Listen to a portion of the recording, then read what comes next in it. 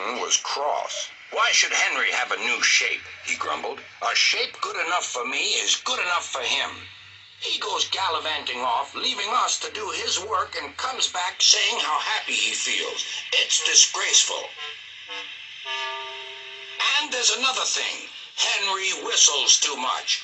No respectable engine ever whistles loudly at stations. It isn't wrong, but we just don't do it." Poor Henry didn't feel happy anymore. "Never mind," whispered Percy. "I'm glad you're home again. I like your whistling."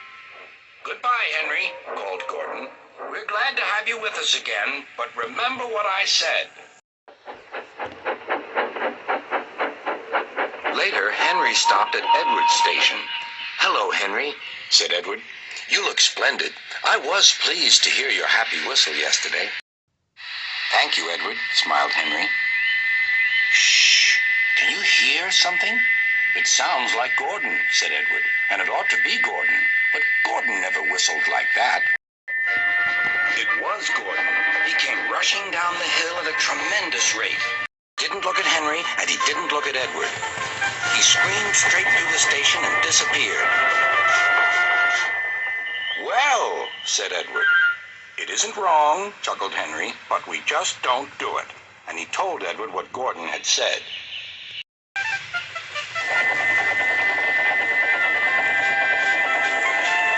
Meanwhile, Gordon screeched along the line. The noise was awful.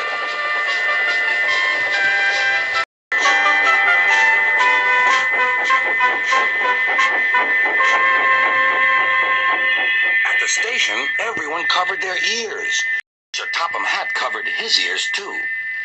"Take him away," he bellowed, "and stop that noise." Gordon puffed sadly away, but he wouldn't stop whistling until two fidders climbed up and knocked his whistle valve in place.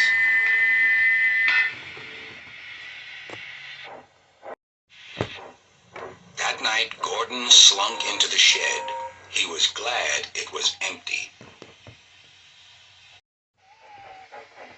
"It isn't wrong," murmured Henry to no one in particular, "but we just don't do it." No one mentioned whistles.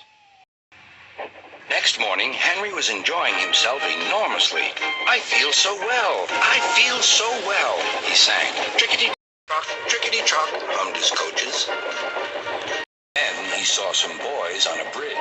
"Beep, beep." He whistled. "Oh!" he called. The boys didn't wave and take his number. They thought it fun to drop stones on him instead. "They've broken our glass! They've broken our glass!" cried the coaches. The passengers weren't hurt, but they were cross. "Call the police."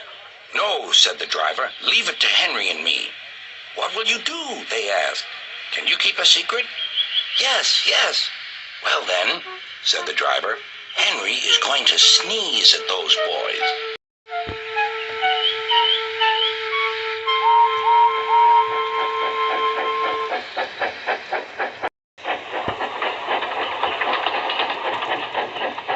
Lots of people were waiting at the station just before the bridge.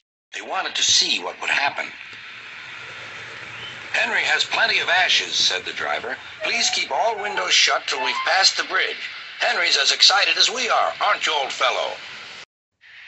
Henry felt more stuffed up than excited. Soon they could see the boys, and they all had stones. "Are you ready, Henry?" said the driver. "Sneeze hard when I tell you."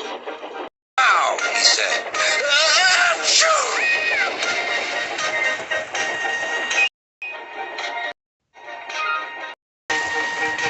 "Well done, Henry," laughed his driver. Henry went home, hoping that next time he saw Gordon and the boys, they would have learned not to be so mean.